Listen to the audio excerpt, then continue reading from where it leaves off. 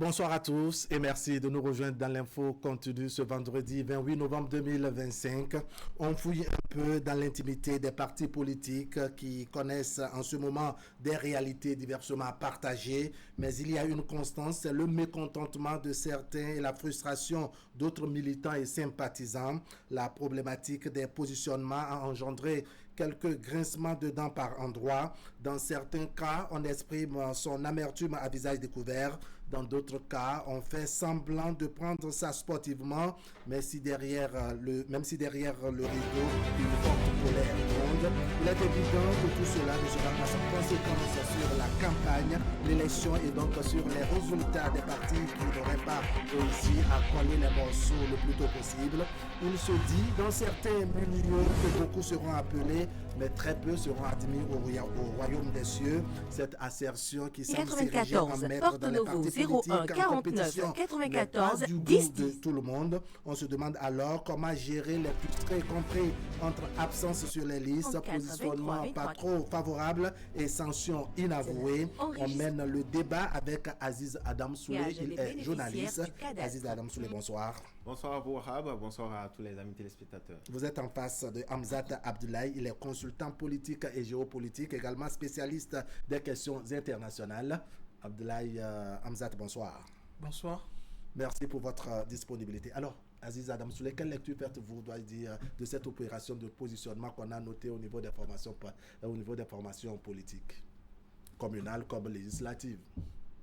Je serais tenté peut-être de dire que c'est une opération de charme. Si à l'arrivée, on va dire peut-être que les attentes ont pu être comblées. J'aurais pu dire justement à ce niveau que ça a été une opération de charme et puis bon voilà, tout le monde applaudit avec les mains et des pieds comme on le dit. Non, je crois que globalement, de ma position, dire que c'est un positionnement qui satisfait à plus d'un titre, ce serait trop prétentieux. Mais ce que je pourrais dire dans le contenu, justement, dans le fond de ces différentes listes-là constituées, on peut déjà se réjouir tout de même de cette jeunesse-là, cette place-là qui est faite à la jeunesse. Quand on sait que le chef de l'État a son idée, justement, de promouvoir ces jeunes-là, quelle que soit leur position, on peut déjà dire que c'est un acquis. Alors, quand j'ai fini de dire ça, dans l'autre revers aussi de cette situation, c'est votre c'est ce que vous avez révélé justement dans vos propos introductifs. C'est le cas de ces, entre griffes, je veux bien dire, frustrés là, de la République qui ont peut-être bataillé dur et qu'au bout du rouleau n'ont pas pu se retrouver sur ces différentes listes. On verra les éventuelles raisons. Oui, Hamzat, comment vous voyez les choses? On a fait des positionnements sur les listes, les communales, les législatives, au niveau des partis de la mouvance comme de l'opposition. Quelle appréciation vous en faites? Déjà, la politique n'est pas une denrée qu'on retrouve au marché. Ça, on doit être certain là-dessus. Et la politique est une chose sérieuse. Donc oui, il est évident que quand on est à la porte des dates aussi importantes comme les élections communales, législatives et présidentielles, il est donc important que les partis politiques puissent prendre de grandes décisions. Et quand on parle de grandes décisions, c'est avant tout les choix des personnes, des personnalités censées tout de même incarner la continuité du parti politique, parce que c'est de ça qu'il est question. Alors, si on doit faire le bilan, on doit se dire une chose, certains ont échoué à travers, en tout cas, le bilan des différents partis politiques. Certains ont échoué, certains sont repositionnés autrement ailleurs et d'autres, bien sûr, ne vont pas assurer la continuité des idéologies du parti, en tout cas, dans le rôle qu'on leur connaissait. Donc ça, c'est connu de tous. Ça, c'est une chose. La deuxième chose à ce niveau, je pense fondamentalement que les partis politiques aujourd'hui sont mieux structurés qu'il y a 5 ou 10 ans. Et on est passé à travers plusieurs étapes pour y arriver, et notamment la réforme du système partisan a apporté un plus considérable qui donne plus d'autorité aux partis politiques et de facto qui réduit l'individualisation au sein des partis politiques. Alors, moi, je ne parlerai pas ici du choix du chef de l'État. Je sais qu'il a une vision concrète par rapport à ce que c'est les grands ensembles, mais dans la réalité, il faut considérer que les partis politiques sont en train de s'essayer à la chose.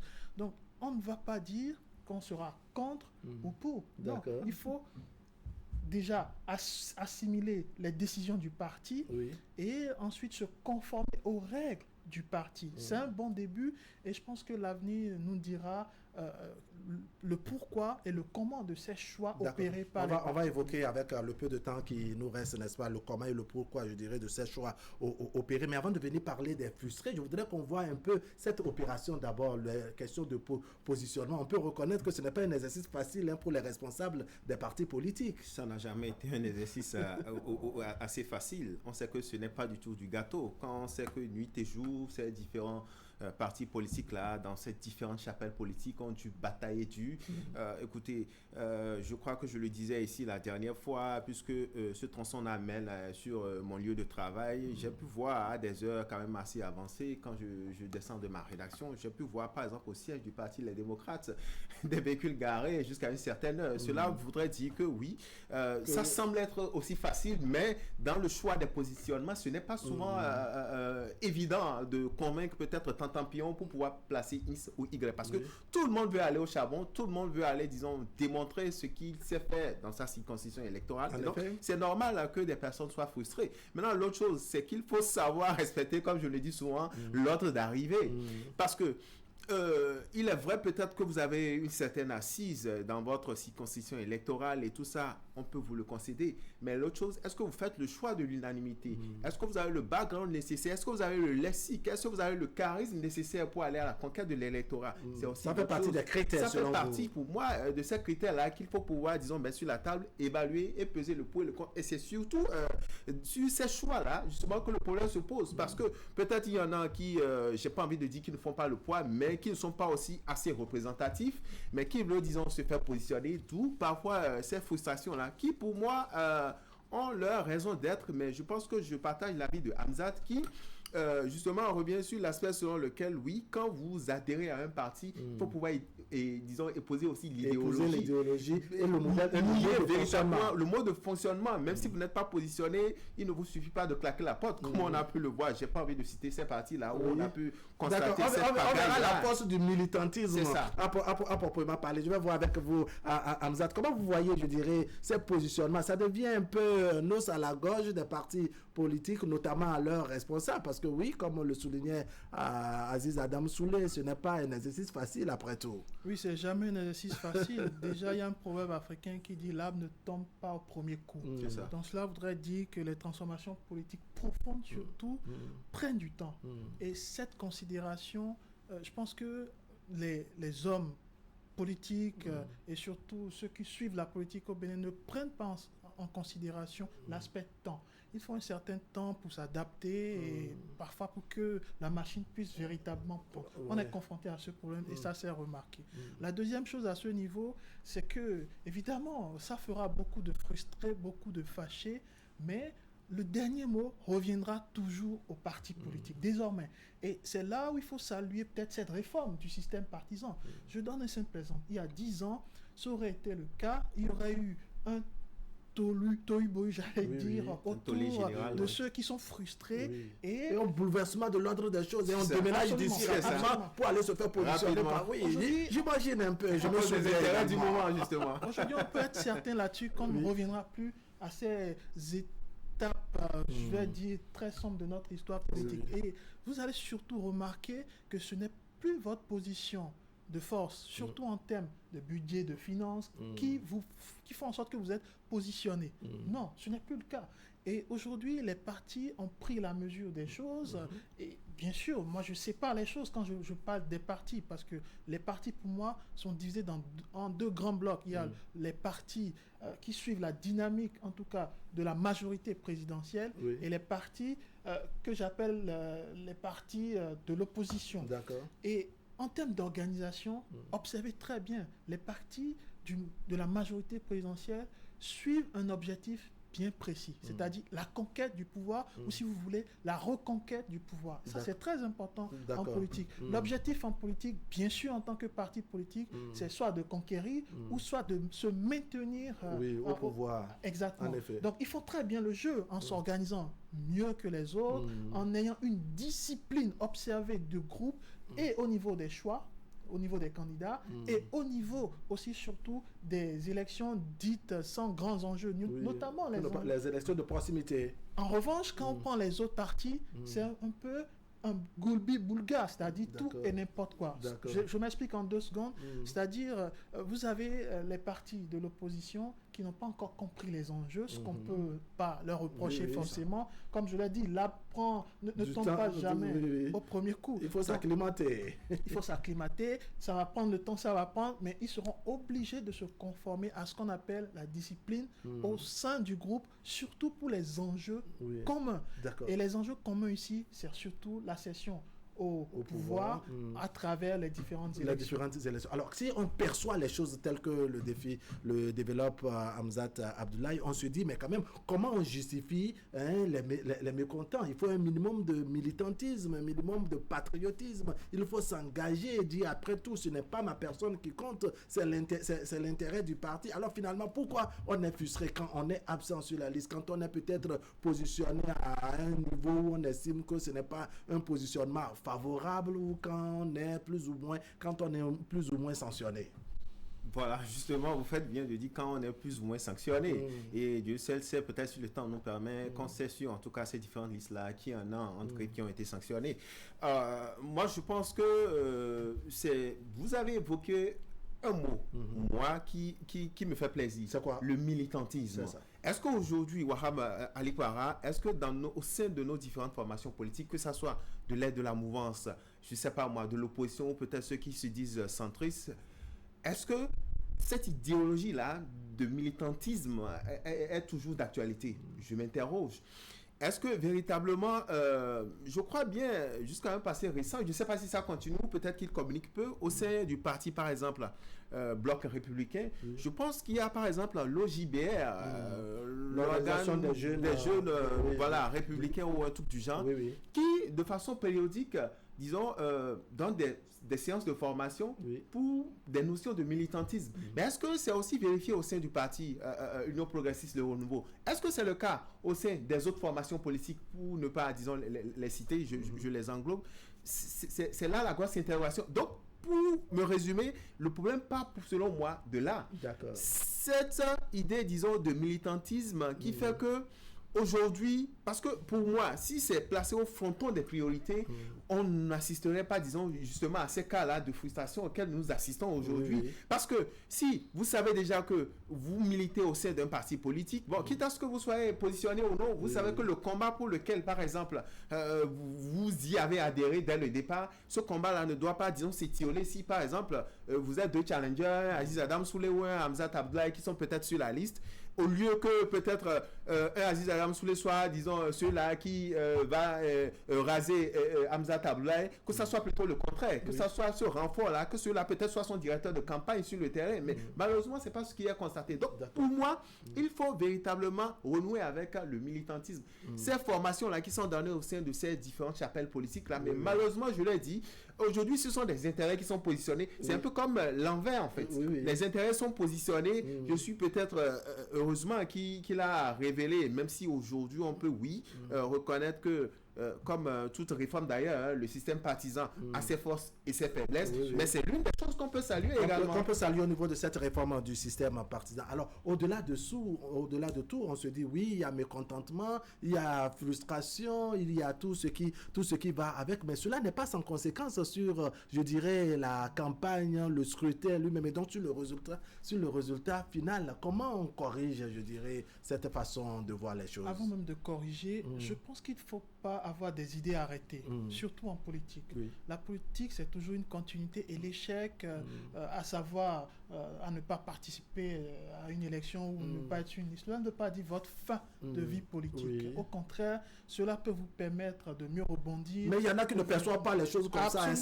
Certains ne voient même pas que oui, au sein de la formation politique ou à un autre endroit, justement, ils peuvent jouer un rôle plus important. On vient rapidement et puis on veut conquérir. Il n'y a pas que les rôles politiques, il y a aussi les rôles techniques, oui, il y a les rôles administratifs au sein du parti et même autour du parti. Ah donc, non, il y en a, si je ne suis pas député, c'est que bon, on m'a sanctionné, c'est comme si je ne sais plus à rien dans le parti. Une chose essentielle, c'est que suite à cette réforme du système partisan, la politique n'est plus un métier. D'accord. La politique, c'est d'abord épouser les idéologies d'un parti politique et ensuite, c'est avoir une directive assez claire pour pouvoir rediriger, je vais dire, un programme ou un Vous voulez sous-entendre que avec la réforme, on ne vient pas en politique pour faire carrière? Absolument pas. Et je pense que le chef de l'État, en tout cas sur ce point, a été très clair. C'est-à-dire, il ne s'agit plus de pérenniser un homme, un nom ou une région sur un autre ou contre un autre. Non, aujourd'hui, il faut pérenniser les idées d'un parti politique et c'est surtout ce sur quoi les autres partis politiques que j'appelle, que j'estime qu'ils sont à la traîne par rapport au conditionnement de tout ce qui doit se faire, c'est ce en quoi je les appelle à s'améliorer. À prendre le train en marche. Je prends l'exemple de Donald Trump. Donald Trump, aux États-Unis, après son élection, après son premier mandat, il a perdu l'élection qui a suivi, mais il ne s'est pas assis sur ses lauriers. Il ne s'est pas avoué vaincu pour autant. Il a travaillé pendant 4 ans pour revenir sur le premier plan. Et c'est le cas de plusieurs autres députés ou élus à l'élection de mi-mandat. Donc cela voudrait dire une chose importante, c'est que la politique, même si vous n'êtes pas priorisé sur une liste électorale à un moment clé, cela ne voudrait pas dire que c'est votre fin. Au contraire, non seulement il existe d'autres prérogatives auxquelles votre parti peut vous faire appel, mais il existe d'autres enjeux qui peuvent vous préparer à la chose. Et je réponds à votre question. Non, vous allez répondre tout à l'heure, le temps que j'écoute, je dirais, Aziz Adam, sur cette même... Comment on corrige les choses au-delà de cette démonstration que oui, on peut aller, à part les positionnements et autres, on peut jouer d'autres rôles, des rôles techniques, des rôles administratifs et autres, mais les gens, il y en a qui sont accrochés, je dirais, aux questions de positionnement. Si je ne suis pas positionné pour être maire, c'est qu'on m'a sanctionné. Je suis mécontent. C'est déjà par le management. Alors comment on corrige cet état de choses? Je l'ai dit, je le répète, à mon avis, c'est déjà par le management au sein de ces différents partis politiques. Souvenez-vous, pour certains débats sur ce plateau, on est revenu sur ce manque-là, disons, de management au sein de certains partis politiques. Et donc, je pense que ça en fait partie en réalité. Si on trouve la formule, par exemple, on prépare peut-être un leader politique dans une formation politique, il est déjà psychologiquement, je veux même dire, le management est peut-être l'aspect psychologique pour il est préparé il est préparé, disons, à ces éventualités-là, si vous voulez. D'accord. Le militant, ou peut-être, ce militant-là de première heure, peut-être, ce qui est normal, on ne vient pas pour les beaux yeux de Tantampillon dans une formation politique. Chacun vient pour se faire positionner, chacun vient démontrer tout ce qu'il a. Et donc, si vous n'avez peut-être pas la chance pour être positionné pour un poste donné, je crois bien que Hamzat l'a si bien souligné, il y a également d'autres cordes au sein de chaque formation politique. Souvenez-vous par exemple, c'est vrai que finalement c'est devenu une lune de fiel avec ce parti politique-là. Je prends par exemple le cas de le monsieur Alain Adiou, voilà, j'y arrive, qui était ce conseiller à l'école politique du parti Force Cori, je crois bien, pour émergent. Même si les choses n'ont plus, disons, abouti par la suite, on sait quand même ce qu'il a apporté, disons, à ce poste-là, justement, où beaucoup de ces jeunes militants-là, à qui à la cause, en tout cas, de la Force Cori pour un Bénin émergent, étaient, disons, à l'école, on va le dire comme ça, où des notions ont été données. Et je crois, ma foi, ces notions aujourd'hui sont bénéfiques pour ces militants. C'est le cas aussi au sein de d'autres formations politiques. Si on consulte un peu les données pour 2023, en tout cas l'élection de la 9e législature, 8 janvier 2023, n'est-ce pas, les données qu'on a, sinon les retours que nous avons, c'est qu'il y en a, parce qu'ils n'avaient pas été positionnés au poste de député et autres, n'est-ce pas, on fait campagne contre leur propre propre parti politique. On se demande comment on corrige cela pour que les frustrés, les mécontents et autres ne puissent pas constituer une bombe à retardement pour les formations politiques. Ce qui est certain, ce n'est pas exclu. On doit être clair là-dessus que les mécontents, parce que la frustration, ça occasionne toujours ce qu'on ne maîtrise pas, surtout en termes de mesures. Donc, c'est pas exclu que ça puisse se reproduire. Mais j'estime que même si ça se reproduisait, il y a une marge énorme pour que ça échoue. Parce qu'aujourd'hui, il y a plus une marge considérable pour donner plus de force aux partis politiques. Donc, oui, ce n'est pas exclu. Des frustrés, il y en aura toujours. Mais l'idée ici, c'est que les frustrés comprennent en réalité que ne pas être une liste, c'est juste une liste. Et un poste politique où même si vous êtes élu, ce n'est plus un CDI en réalité. Donc il faut le mériter. Un contrat à durée indéterminée. Absolument pas. Ce n'est plus du tout un CDI et il faut le mériter en étant en adéquation avec les idéologies de votre parti et surtout en étant en adéquation avec les objectifs fixés par le parti. Ça, c'est une chose. Encore une fois, c'est le parti qui compte. Absolument. Parce que il est importantissime pour un pays comme le Bénin, au même titre que plusieurs autres États, parce que les autres États sont un peu dans ce que j'appelle de la cosmétique politique, mettre en avant les partis politiques et au-dessus des partis politiques, mettre en avant des hommes politiques et sans pour autant atteindre les objectifs globaux. Et ça, c'est un problème. Ne pas atteindre les objectifs globaux qu'on s'est fixés, c'est un problème parce que la population estime être lésée. Mais je reviens sur un point essentiel que Adam Soulé a souligné, c'est celui des jeunes. Vous savez, ça ne s'est pas fait à plusieurs reprises. Je parle surtout de ces jeunes hommes ou femmes politiques qui ont été reçus par le chef de l'État. Mais quand vous écoutez le discours des jeunes, vous allez comprendre que la finalité dans leur tête, c'est d'aboutir peut-être sur un poste ou à un poste politique. Non. On doit déconstruire ça dans la tête des jeunes. La finalité ne doit pas être que vous soyez élu sur... En tout cas, les gens sont accrochés peut-être les intérêts, les avantages, les privilèges qu'il y a à ces différents postes. Oui, il y a des privilèges. Mais quand vous prenez le background de ces jeunes-là qui aspirent à diriger un jour le Bénin... il n'y a pas grand-chose. D'où moi, je dis en réalité... Non, si vous parlez de background, on va vous dire qu'à l'Assemblée, on a eu ceux-là, n'est-ce pas, qui n'avaient même pas le seul... Mais ce n'est pas pour ça va pouvoir continuer. On a des spectateurs. D'accord. Alors, Aziz Adam Soulé, vous allez poursuivre tout à l'heure. Aziz Adam Soulé, ma question cette fois-ci, c'est de savoir comment on explique à certaines communautés, n'est-ce pas, l'absence de leurs filles et fils, n'est-ce pas, sur les listes de positionnement. Il y a de ces localités, sans citer ni vouloir systématiser qui que ce soit, ceux-là qui ont été carrément absents, ceux-là qu'on a déplacés d'un point à un autre et autre. On se dit, mais quand même, les populations ont besoin d'une certaine explication. Pourquoi nous ne retrouvons pas X dans notre zone et qu'on l'a envoyé ailleurs, ou bien pourquoi il n'est carrément pas sur la liste. Bref, cette explication, c'est important. C'est très importante et il faut pouvoir descendre une fois de plus ou peut-être faire du porte-à-porte. Ça dépend en tout cas de chaque stratégie politique à adopter pour que le message puisse passer, parce que vous le dites si bien, ça aussi, ça peut être, disons, une arme de sanction pour ces différents partis politiques-là. Oui, reconnaître que peut-être tel leader politique est une force tranquille au sein de sa circonscription électorale pour peut-être les œuvres de bienfaisance ou tout ce qu'il a apporté à la localité, oui. Mais je pense que j'ai écouté, je fais ce parallélisme-là, un député sur une radio locale ici qui a fait savoir que bon, ils ont fait leur temps, il faut donner la chance. Maintenant, il faut passer la main à la jeunesse. C'est des arguments, même si dans le fond, même s'il y a encore à dire, mais c'est un lexique peut-être qu'il faut utiliser parce que l'autre chose, et ce serait même bien que ce soit ces personnes-là, même qui ne sont pas positionnées, qui soient, disons, qui passent le message pour que le message puisse avoir un écho favorable. Parce que ne pas le faire, les populations, je l'ai toujours dit, ce peuple béninois est assez mature, assez imprévisible et parfois prend ses responsabilités dans les unes. Et donc, pour éviter, disons, des situations de dernière minute, souvenez-vous, on sait en 2023 ce qui s'est passé avec le législatif, où certains grands partis, se la collaient 12 pensant que, ça va passer comme une lettre à la poste. On sait dans la réalité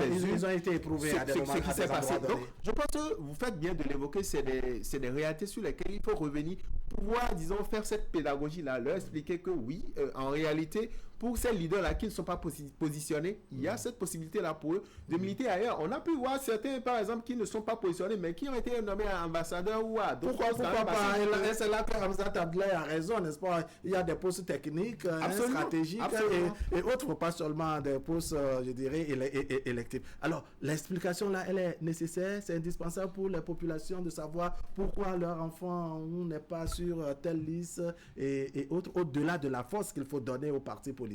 Oui, une chose est de donner la force aux partis politiques, mais l'autre est de communiquer avec les bases électorales. Ça, c'est fondamental. Et je pense que quand on parle des choses qui ne marchent pas au sein de la réforme du CID, c'est peut-être des choses à corriger. C'est-à-dire orienter à chaque fois la communication vers les bases électorales. Il y a des choses qui se font, mais quand on généralise, en réalité, c'est insuffisant pour ceux qui estiment qu'ils ont besoin quand même d'un minimum d'informations. Ça, c'est la première chose. La deuxième chose, à ce niveau, je pense qu'il est du rôle des partis politiques de faire vivre aussi le débat politique. Une chose est effectivement d'aboutir à un système partisan qui donne de la force aux partis politiques. Mais avoir de la force ne veut pas dire se taire. Non, avoir de la force, c'est s'exprimer, s'expliquer. C'est se vider à des moments donnés. Absolument, c'est animer même le débat politique et public en se confrontant. La confrontation en politique ne doit plus être perçue comme étant de l'opposition. La confrontation, comme on est en train de le faire, c'est le choc des idées qui permettent surtout en sorte que l'idée initiale puisse être mieux ficelée pour aboutir à quelque chose de pérenne. Donc c'est surtout de ça qu'il est question. D'accord. Alors on va conclure avec vous très rapidement. Vous aurez quelques secondes pour conclure. Alors de façon résumée, comment on corrige, je dirais, ces questions de frustration, de mécontentement pour que, bon, à la fin, le parti puisse sortir, je dirais, victorieux, parce que ça risque d'être une bombe à retardement s'il y en a qui, parce que fâchés, font contre-campagne contre leur propre parti. Hamzat disait tout à l'heure qu'on n'arrive parfois pas à contenir, disons, le degré des frustrations où cela peut nous amener. Je pense que ces partis-là, loin d'être de donneurs de leçons sur ce plateau, feraient mieux, disons, justement, en contenant ces personnes, entre griffes, ou ces politiques-là frustrées, rebattre les cartes. Pas sur les listes, mais rebattre les cartes lors des réunions. Des séances de travail, des séances d'échange, de sensibilisation et de promesses. Oui, et que ce management-là revienne. Qu'on dise, bon, écoute, oui, c'est vrai que tu n'as pas eu ce que tu as voulu, tu aurais souhaité ici, mais c'est parce que, bon, voilà, au sein de notre formation politique, on te promet encore plus juté que ça. Trouver en tout cas la bonne formule pour apaiser, je voudrais insister là-dessus, apaiser le cœur, disons, de ces entre-griffes frustrés-là de la République, parce que ne soyez pas surpris que sur le terrain, peut-être ces personnes aillent faire de contre-campagne, même si aujourd'hui, chaque gouvernement, ou enfin, je veux dire, chaque parti politique a son réseau pour contrôler, mais on ne sait jamais. On ne démissionne pas à visage découvert, mais on travaille en sous-marin pour faire tomber le parti politique, faire tomber au moins le candidat qu'on a positionné dans sa séquence. Donc attention. Allez, votre mot de conclusion, puisque le temps est parti. Frustré de la République, un seul message. Il ne s'agit pas de saboter le navire. Saboter le navire reviendrait à couler tous ensemble. Il faut préciser vraiment cet élément qui est vraiment essentiel. D'où l'idée donc de contribuer à ce que le navire fonctionne mieux. Et pour que le navire fonctionne mieux, il faut y contribuer. Il faut contribuer même si on ne vous met pas à un poste clé. Il faut contribuer. Il faut être volontaire. Et la politique n'est pas la fin. Non, au contraire. Il y a beaucoup d'autres choses et beaucoup d'autres impératifs qui vont s'offrir à nous. Et en partant bien sûr de ce principe, et les frustrés de la République doivent comprendre un message essentiel. C'est le bien de la nation qui doit être prioritaire au-dessus et même au-delà de nos volontés. Hamzat Abdoulaye, merci beaucoup. Je rappelle, vous êtes consultant en politique et géopolitique. Vous êtes également spécialiste des questions internationales. Merci pour votre disponibilité. Aziz Abdam Souley. C'est moi. Merci pour l'invitation. Merci beaucoup. Mesdames, Messieurs, ce serait tout pour aujourd'hui. Merci de nous avoir suivis. L'information continue sur Canal 3 Bénin. On se donne rendez-vous demain à 10h dans votre émission Le Miroir de la Société. On met un sujet en débat demain. Mon ex est le nouveau patron de mon époux et moi au boulot. Comment gérer sans frustration? Eh bien, c'est la thématique que nous mettons en débat demain. Un ex et un couple qui se retrouvent donc ensemble au boulot et l'ex est le patron. On se demande comment on colle les morceaux dans ce cas de figure pour éviter, pourquoi pas, des frustrés, des mécontents et autres. Allez, portez-vous bien. On se retrouve demain en direct sur Canal 3 Bénin.